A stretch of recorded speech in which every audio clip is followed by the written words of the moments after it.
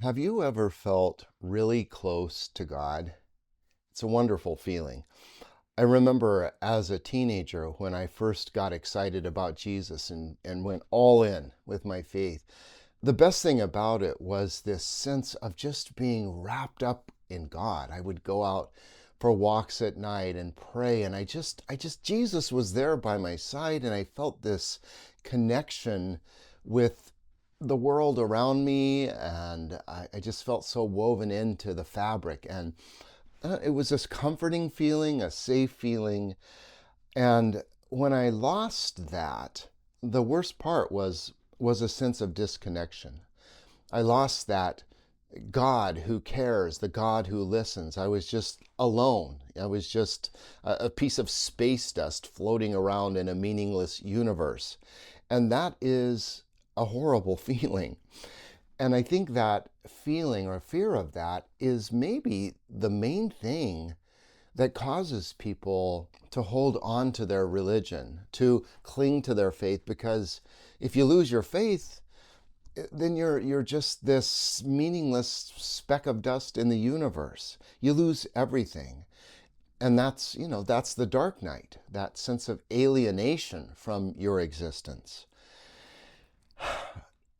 For me, I have returned to that sense of connection, or maybe it would be more honest to say I am returning to that sense of connection, but in a different way.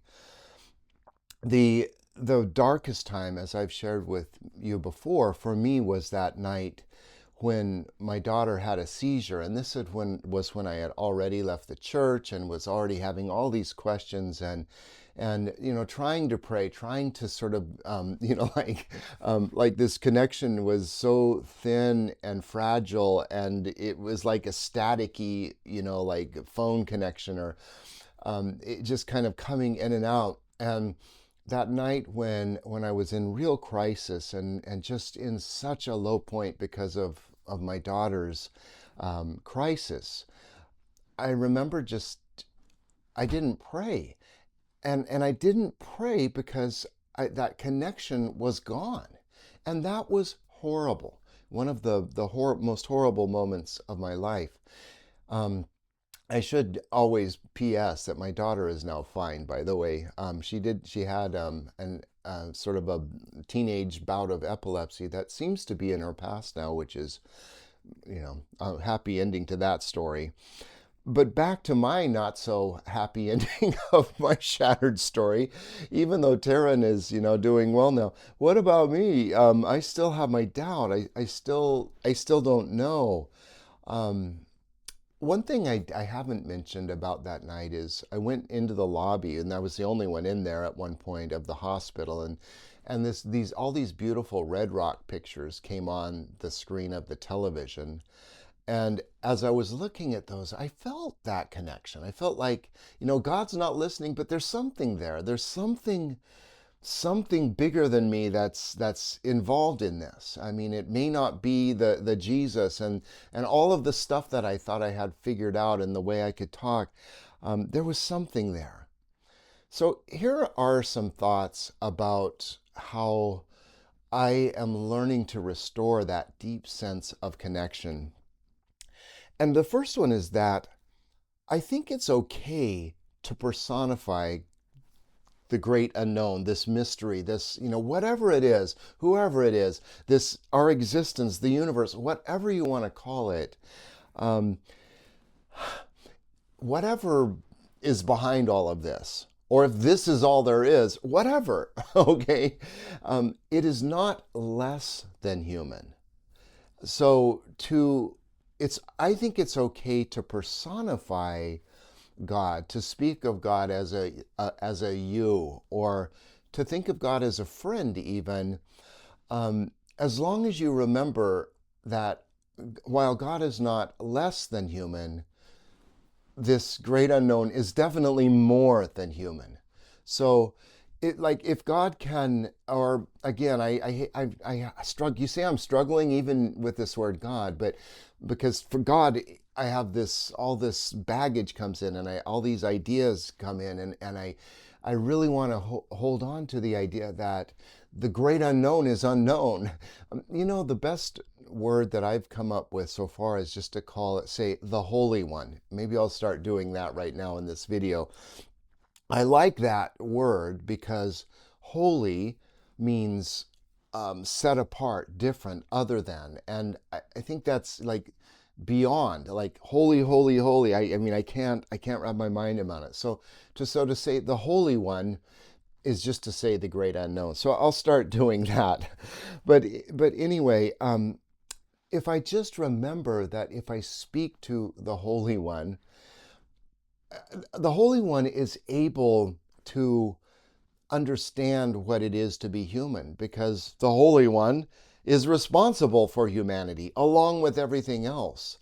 And as long as I keep in mind and remember that the Holy One is not all there is, that human is not all there is, that there's so much, infinitely, I think, so much more to the Holy One than to being human, I think it's okay to connect on that human frequency, if you can understand what I'm saying. But it's probably best not to use a name at all. And I try not to do that. I just try to say you or something. And this instinct is, I think, behind the Hebrew idea of not naming God. The Hebrew word Yahweh, that's just how we translate it. Moses famously asked God, "What is your name?" And God says, "It is Yahweh." Well, Yahweh is our transliteration of a word that's really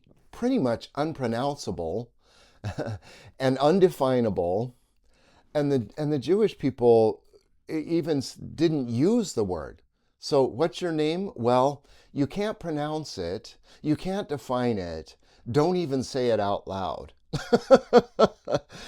That's why it's just so important to remember that it's beyond, bigger than, other than, holy, if you like. Another way that ancient people tried to grasp God was with the word pneuma or ruach. Ruach is a Hebrew word for wind and spirit. And pneuma in Greek is also wind and spirit. It's interesting but ancient people would look at things and, here's this world and it's moving and what makes it move? Well, there's this wind, there's this mysterious invisible force that comes from who knows where and moves things around. And I don't know what it is, I don't know where it comes from, but it's definitely here, it's definitely doing something. And so that's another way that people conceived of God. Of course, today we would say, well, we understand wind, right? It's molecules and, I don't know, high and low pressure systems and blah, blah, blah. Well, we may be able to define the mechanism, but I would argue that the forces that are making this all happen remain mysterious, invisible to us. So all of this is really a struggle to say, well, if you're going to pray, well, to whom will you pray? And I would just say, well, pick what works for you and don't get hung up on that. My favorite is just to use the word you.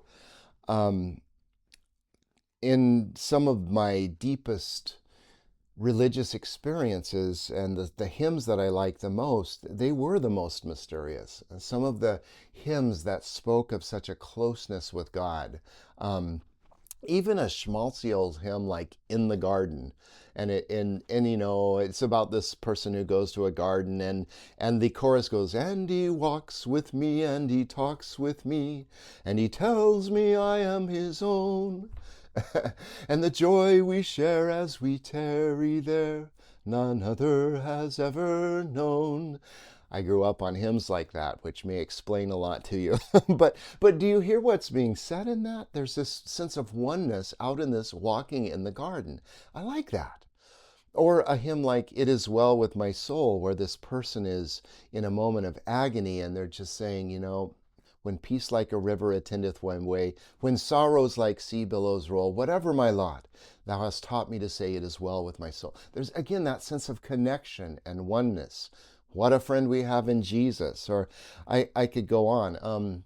immortal, invisible, God only wise, in light, inaccessible, hid from our eyes, most blessed, most glorious, the Ancient of Days, almighty, victorious, thy great name we praise. This sense of like connection and awe and wonder and worship.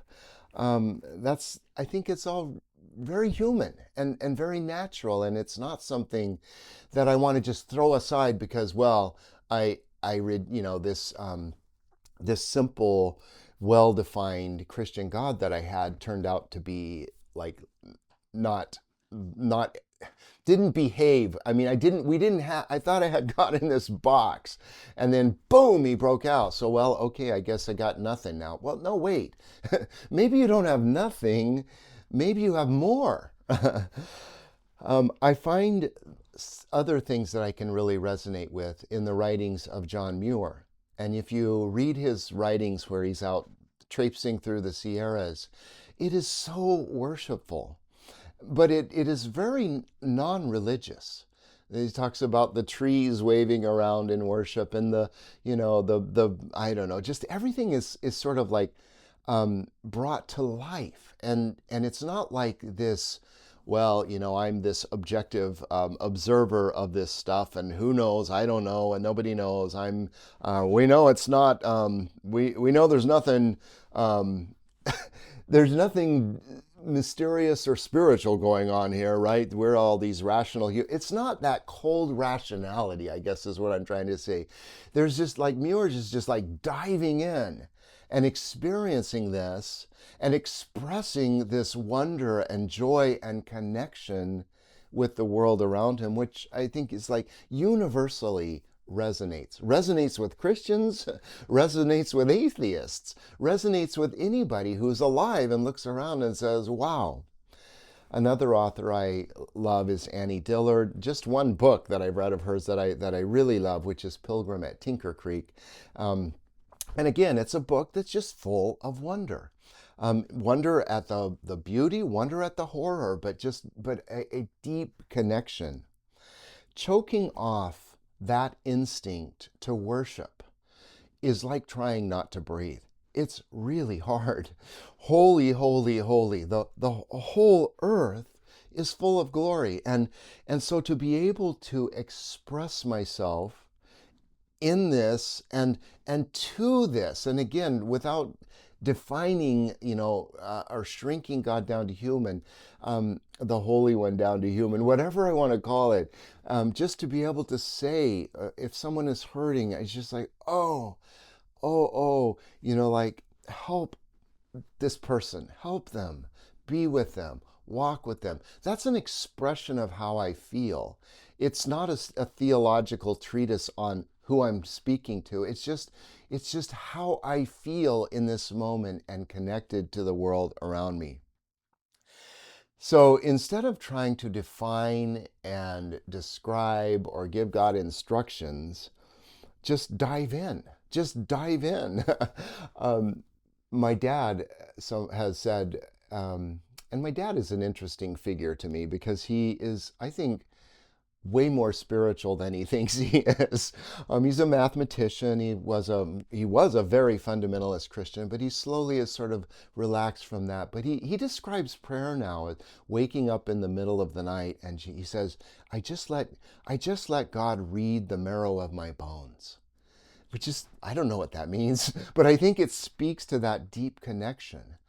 And it's, sort of giving up on this idea of like this list of stuff for God to do, and praying as this sort of rational, logical thing where we're giving God instructions on how to behave. It's more just like an expression of your humanity and the wonder of your existence. and the fact that we have a hard time using any word to describe God is perfect, because words objectify. Words make God object. And whatever God, the Holy One, whatever it is, I mean, it's like, it's not other than, we're part of it. And so this interplay, you can see I'm still struggling to put this into words, but I am finding a way to enter back in. And I do know that it's possible. And once again, like the fact that God exploded my little box that I had of evangelical Christianity does not mean that there is less to this connection and this divine mystery. It's actually more.